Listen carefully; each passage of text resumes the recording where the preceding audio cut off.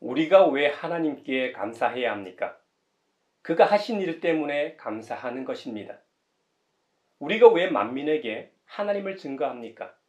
우리가 왜 전도하고 타 문화권까지 가서 선교합니까? 하나님께서 하신 일 때문입니다. 그렇다면 하나님께서 하신 일이 무엇입니까? 하나님은 창조주로서 태초에 이 세상을 말씀으로 만드신 분입니다. 하나님은 그분께서 만드신 피조 세계를 보시고 매우 흡족해 하시면서 좋아하셨습니다. 특히 하나님의 형상을 닮은 인간을 만드시고 심히 좋아하셨죠.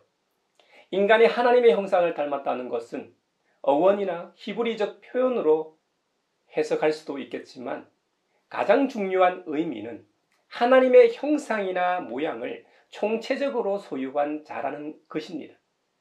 그렇다고 해서 우리 인간이 창조주 하나님이라든가 하나님을 대체할 수 있다든가 하나님으로부터 떨어져 나온 어떤 특별한 존재라는 의미는 아닙니다. 영원 불멸하신 하나님께서 당신 자신을 이 세상의 시간의 역사 속에 육체적으로 피조세계에 드러낸 것이 인간이라는 존재입니다. 이것이 우리 인간이 지니는 참된 의미입니다. 그래서 하나님께서 모든 피조세계를 만드시고 인간으로 하여금 이 세상을 통치하고 관리하고 잘 보존하라고 문화대명령, 청지기적 사명을 주신 이유입니다. 이 일을 잘 하도록 하나님께서는 우리 인간을 혼자 두게 하시지 않고 남자와 여자로 만드시고 구별하셨습니다. 그리고 결혼이라는 제도를 통해 가정 공동체를 이루게 하셨고 서로 상호 보완적인 존재로 만드셨습니다. 그러므로 하나님 앞에서 남녀는 절대적으로 평등하고 특히 교회 공동체 안에서 양성의 불평등은 있을 수 없습니다. 우리를 이 땅에 존재하게 하셨고 또 귀한 사명을 주신 것만으로도 감사하고 예배해야 합니다. 하지만 그것보다 더 중요한 이유가 있습니다. 죄로 인해 영원한 형벌에 처해졌고 영적 사형 선고로 인해 영원한 죽음에 놓인 우리를 구원하신 분이 바로 하나님이십니다. 성경은 요한복음 3장 16절에서 하나님이 세상을 이처럼 사랑하사 독생자를 주셨으니 이는 그를 믿는 자마다 멸망하지 않고 영생을 얻게 하셨다고 기록하고 있습니다. 바로 사랑 때문에 우리를 구원하셨다는 것이죠.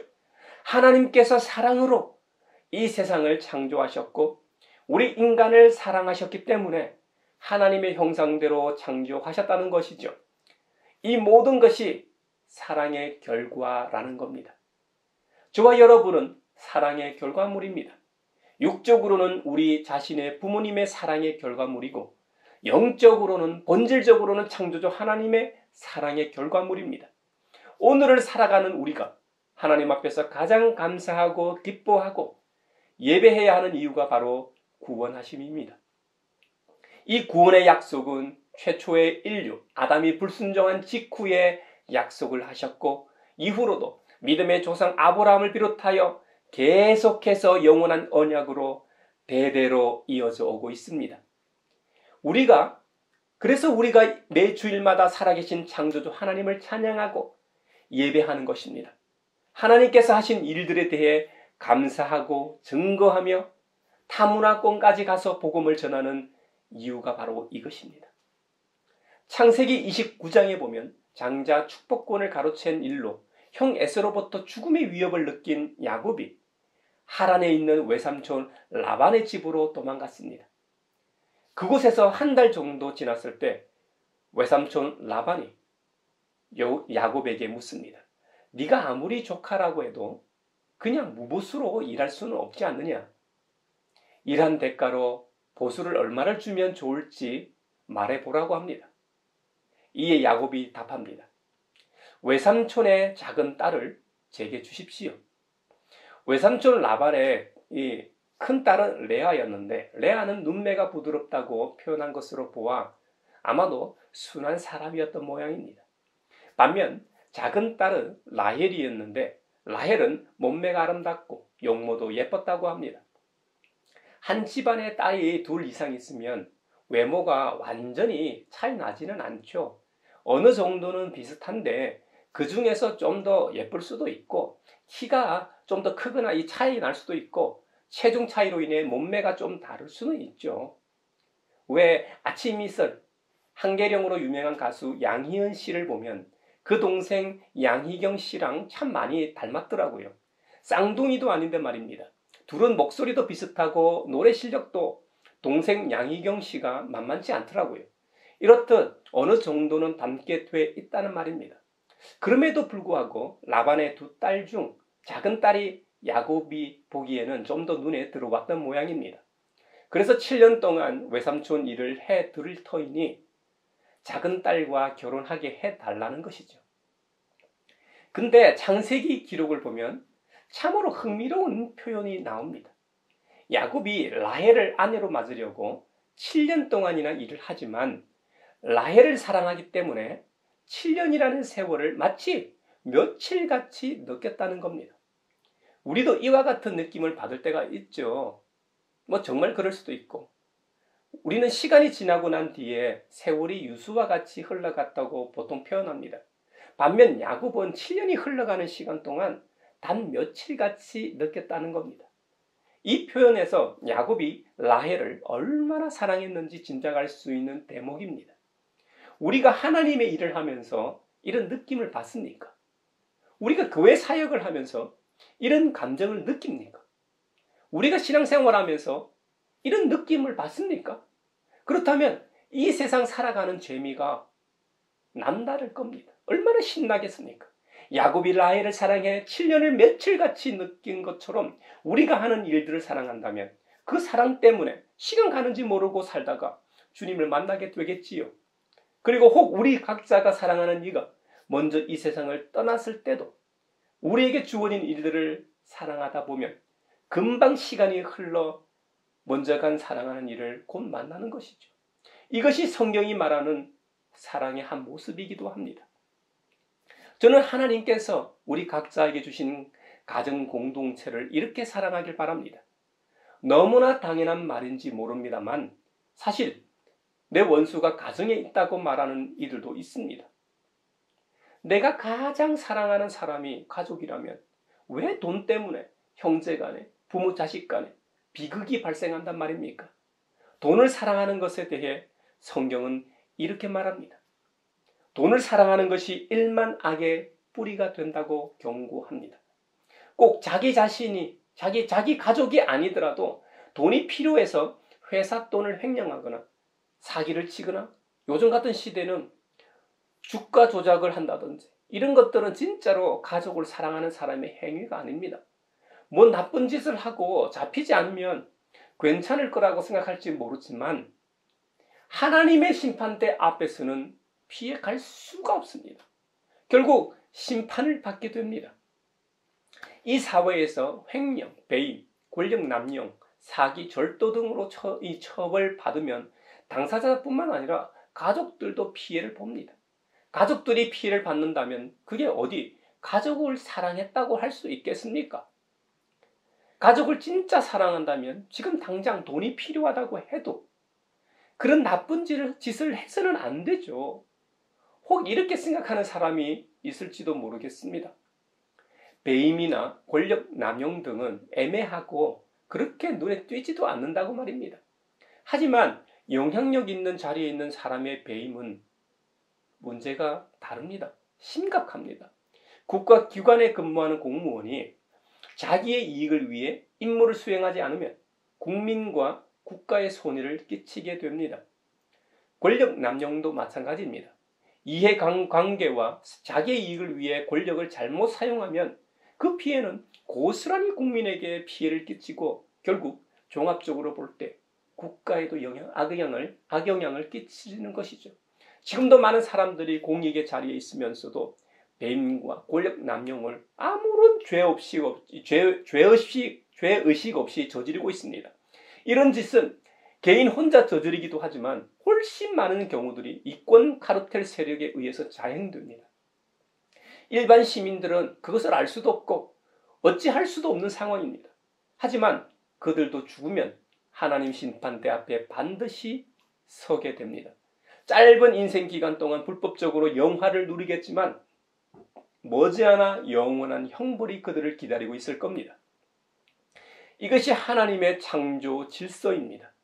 야곱이 라헬을 사랑해 7년을 며칠같이 보냈다고 설명하다 이야기가 좀 확장됐습니다만 어떤 것이 진짜로 사랑의 행위인지 성찰하자는 의미에서 예를 든 것입니다. 앞서 야곱이 라헬을 사랑해서 7년을 며칠같이 여겼다는 예를 들다 이 세상에서 벌어지고 있는 온갖 사기나 절도, 횡령, 배임, 권력남용의 예를 들었는데요. 로마서에 보면 우리를 향한 그리스도의 사랑을 표현할 때 실제로 이런 예를 들고 있습니다. 하나님의 사랑은 어떠한 역경보다도 강하기 때문에 이 세상의 어떤 역경이나 시련도 우리를 하나님의 사랑에서, 하나님의 아들 그리스도의 사랑에서 끊을 수 없다고 단정하고 있습니다. 로마서 8장 35절에 기록하기를 누가 우리를 그리스도의 사랑에서 끊을 수 있겠습니까? 환난입니까? 공고입니까? 박해입니까? 굶주림입니까? 헐벗음입니까? 위협입니까? 또는 칼입니까? 때론 우리의 형편이나 처지가 딱하고 어렵고 고생스럽고 고통스러워도 우리를 사랑하시는 하나님으로 인해 이 모든 환난이나 역경을 이기고도 남는다는 선언입니다. 그래서 사도 바울은 죽음도 삶도 심지어 천사들도 권세자들도 현재일도 장래일도 능력도 높음도 기품도 그 밖에 어떤 피조물도 우리를 우리 주 예수 그리스도 안에 있는 하나님의 사랑에서 끊을 수 없다고 선언하고 있습니다. 궁금한 점은 하나님은 사랑의 하나님으로서 우리를 사랑하신다는 말은 알겠는데 그렇다면 하나님께서 진짜로 우리를 사랑하시는 증거가 뭐냐는 것이죠. 로마서 8장 32절에 증언하기를 자기 아들을 아끼지 않으시고 우리 모두를 위하여 내주신 분이 어찌 그 아들과 함께 모든 것을 우리에게 선물로 거저 주지 않으시겠습니까? 사도 바울도 로마서 4장에서 신뢰로 들었습니다만 창세기 22장에 나오는 아브라함이 독자 이삭을 바친 것을 생각하시면 이해가 좀 쉽습니다.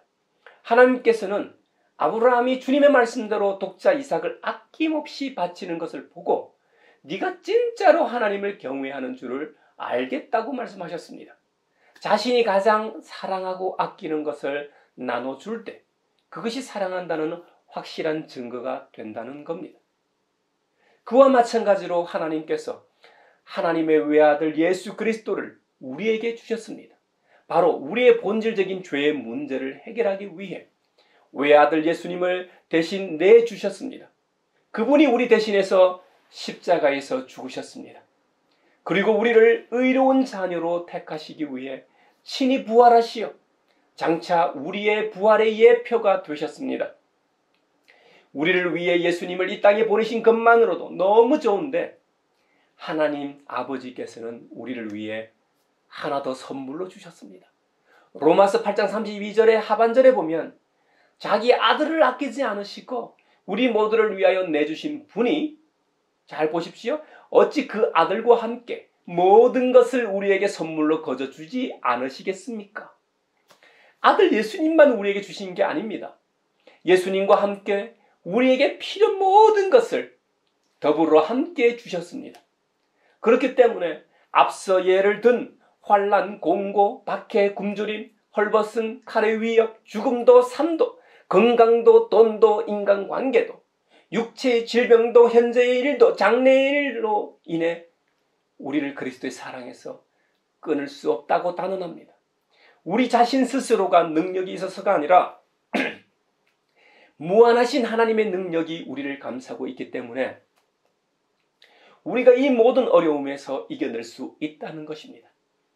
이것이 그리스도교가 말하는 사랑의 능력입니다. 이것이 교회가 말하는 사랑의 능력입니다. 이것이 하늘 아버지의 사랑의 비밀이며 신비입니다. 우리는 비유의 하이라이트만 모아놓은 마태복음 13장을 계속해서 보고 있습니다. 예수님께서 비유로 드신 겨자씨나 누룩은 아주 작은 것입니다. 겨자씨는 우리로 치면 좁쌀 정도 크기의 씨입니다. 이 씨앗, 이 세상에서 겨자씨보다 더 작은 씨앗도 있겠죠. 하지만 중동이나 팔레스타인 지역에서는 가장 작고 흔한 씨앗 중에 하나였습니다. 그래서 그 당시 모든 사람이 다 인지하고 있는 씨앗이죠. 그만큼 별 볼 일 없는 의미이죠. 하지만 나중에 자라면 새들도 쉬어갈 수 있는 나무가 됩니다. 누룩도 마찬가지입니다. 누룩은 발효식품이죠. 예전에 저희 어머니가 개떡, 쑥떡, 보리떡, 술빵 등을 만들어 주시곤 했는데요. 막걸리와 우유로 발효시키는 술떡 같은 경우 발효 시간이 그리 오래 걸리지도 않았던 것으로 기억합니다. 의외로 옥수수 가루와 알갱이를 넣은 옥수수 술떡은 꽤나 맛있었던 것으로 추억됩니다. 그와 같이 가루 서말 속에 누룩을 살짝만 섞어도 온통 부풀어 오릅니다. 가루 서말의 양은 약 50kg으로 성인 150명 정도가 먹을 수 있는 양이라고 합니다. 실로 엄청난 양이죠. 겨자씨나 누룩이나 생긴 모양이나 사이즈는 볼품이 없습니다. 하지만 그들의 영향력은 상당히 크죠. 그와 같이 하늘나라 역시 세상에서는 그리 주목을 못 받습니다. 오히려 세상은 눈에 보이지 않는 하나님 나라를 조롱합니다. 하지만 하나님 나라는 분명히 존재합니다. 하나님께서 존재하시기 때문이죠. 하나님께서 계시는 곳이 바로 하나님 나라이기 때문입니다. 우리의 육안이 아니라 믿음의 눈으로만 볼 수 있는 나라입니다. 만왕의 왕이신 예수님께서 이 땅에 오실 때를 다시 상기해 보십시오. 외형적으로 보잘것없고 초라하기까지 했습니다. 심지어 십자가형으로 생을 마감하기까지 했습니다. 하지만 결국 부활하셔서 잠자는 자들의 산 소망이 되셨습니다. 겨자씨나 누룩 비유가 말하는 것은 하나님 나라의 도래의 시작이 외형적으로 볼 때 보잘것없고 초라하다는 점입니다. 하지만 종국에는 외형적으로도 매우 강력하고 풍성한 결과를 낳는다는 것을 상징적으로 보여주는 비유입니다. 특히 누룩은 눈에 보이지 않게 작용합니다. 하나님 나라 역시 내부적으로 은밀하게 그 영향력을 행사하여 풍성하게 난다는 의미를 보여줍니다. 그러므로 겨자씨와 누룩 비유는 쌍으로 된 비유이고 하나님 나라의 외적이고 내적인 속성을 잘 보여주는 비유입니다. 예수님이 이 땅에 오셨는데 처음에는 보잘것도 없고 시작은 미미했으나 예수님의 죽음으로부터 시작하여 사도들의 순교와 제자 공동체의 선교적 삶을 통해 마침내 처음과는 비교할 수 없는 풍성한 열매를 맺었습니다. 그 결과가 바로 우리 아닙니까? 오늘 이 시대를 살아가는 예수님의 제자인 우리에게 말씀하시는 비유가 있습니다. 밭에 감추인 보화와 값진 진주를 구하는 장사꾼 비유입니다. 밭에 숨겨놓은 보물이나 값진 진주는 매우 가치 있는 물건이라는 공통점이 있습니다. 두 비유 다 귀한 물건을 발견했습니다. 발견한 후 돌아가서 자신이 소유한 모든 것을 다 팔아서 결국 그 가치 있는 물건을 소유한다는 공통점이 있습니다. 밭에 감추인 보화는 어떤 사람이 우연히 그것을 발견한 반면 값진 진주는 장사꾼이 정말 가치 있는 진주를 열심히 찾은 결과의 이 노력의 결과로 발견하게 된 것입니다.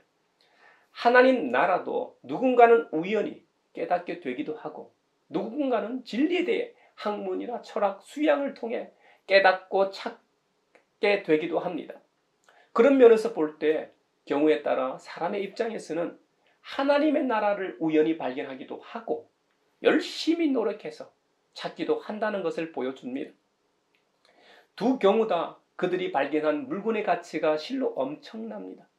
둘 다 자신이 가진 모든 것을 다 팔아서 감추인 보물을 가지기 위해 발견한 그 밭을 사거나 값을 치르고 값진 진주를 산다는 것이죠. 하나님 나라 비밀을 발견하고 깨달은 자는 이 세상에서 그 어떤 것과도 비교할 수 없는 체험을 했기 때문에 어떻게 하겠습니까? 자신이 그동안 가장 소중하고 귀하게 생각했던 것들을 다 팔아 사겠죠. 사도 바울을 보시면 쉽게 이해가 갈 겁니다. 사도 바울은 당대 최고의 학문을 하던 사람입니다. 당대 최고의 학자로 불렸던 가말리엘의 문화에서 아주 뛰어난 학자였습니다. 장차 촉망받는 바리새인이었던 셈이죠. 앞으로 가말리엘 못지않은 랍비가 될 사람이었습니다. 하지만 다메섹으로 가던 길에 그가 그토록 저주하고 핍박하던 예수님을 그만 만나게 됩니다. 사도 바울의 경우 하나님 나라의 가치를 우연히 깨달은 사례일 겁니다. 그것도 핍박하고 박해하던 중에 말입니다. 반면 예수님을 찾아와 하나님 나라에 대해 질문했던 유대 지도자 니고데모는 노력하며 진리를 찾던 사례에 해당할 거고요. 둘 다 어떻게 됐습니까? 사도 바울은 천국의 가치를 깨닫고 자신의 모든 것을 버린 사람입니다. 자신의 위치, 권력, 학문, 자신이 가지고 있던 모든 것을 배설물로 여겼습니다. 하나님 나라의 핵심인 그리스도를 아는 지식을 최고로 여겼습니다. 예수님께서 비유로 드신 것처럼 자신의 모든 것을 다 팔아 하나님 나라를 산 사람입니다. 니고데모는 어떻습니까? 니고데모도 훗날 대제사장들과 바리새인들이 예수님을 잡아오라고 사람들을 보냈는데 아랫 사람들이 그냥 돌아왔을 때, 아랫 사람들을 혼내며 다시 가서 잡아오라고 할 때 바리새인 중 한 사람이었던 니고데모가 율법을 거론하며 예수님을 변론합니다. 또 예수님께서 십자가상에서 돌아가신 후 아리마대 사람 요셉이 빌라도에게 구하여 예수님의 시체를 가져갈 때 함께 예수님의 시체를 옮긴 사람이 바로 니고데모였습니다. 니고데모는 모략과 침향 섞은 향품을 33kg이나 가져왔던 사람입니다. 유대인의 장례 법대로 그 향품과 함께 예수님을 세마포로 쌌던 인물이 이 진리를 찾아 예수님께 왔던 니고데모입니다. 사도 바울이나 니고데모가 하나님 나라를 발견하고 그것을 사랑하지 않았다면 어떻게 자신의 모든 것을 다 포기하고 그것을 가장 가치 있는 것으로 여기며 살 수 있었을까요? 이 세상은 사랑으로 시작했습니다. 역사의 시간은 사랑의 결과물이고 사랑의 시작점이고 사랑의 진행과 사랑의 진행 과정이고 사랑의 마무리가 될 겁니다. 사랑으로 마무리되는 거죠. 결국 종말도 사랑의 열매이면서 종착점인 것이죠. 사랑하는 형제자매 여러분, 야곱이 라헬을 사랑해서 7년을 며칠같이 여겼던 것처럼 우리에게도 사랑에 대한 이런 열정이 있기를 축원합니다. 가족의 구성원으로서 말로만 가족을 사랑하지 말고 이 세상에서 최고의 대상으로 가족을 사랑하십시오. 교회 공동체 지체들을 주님의 사랑으로 사랑하십시오. 하나님께서 주신 사명과 그 일을 사랑하다 주님의 부르심을 받으십시다. 무엇보다 복음 전하는 일을 사랑하는 저와 여러분이 되길 축원합니다. 우리 가양교회가 지향하는 두 가지가 있습니다. 그것은 우리 교회명에도 있고 교회 심벌인 엠블럼에도 새겨져 있습니다. 교회명인 가향은 아름다운 향기, 즉 생명을 살리는 그리스도의 향기가 되어 살맛 나는 세상을 꿈꾸는 의미를 담고 있습니다. 교회 심벌인 엠블럼에는 담임 목회자로서 저의 목회 철학이 담겨 있는데요. 하나님이 선교하시는 선교적 교회와 건강한 그리스도 시민 양성이라는 두 정신이 이니셜 M자와 C자에 담겨져 있습니다. 이 모든 것이 사랑으로 우리를 지으시고 사랑으로 우리를 구원하신 하나님에 대한 우리의 고백입니다. 이번 한 주간도 우리 모두가 하나님을 사랑하고 사랑하는 것만큼 말씀대로 살아갈 수 있기를 축원합니다.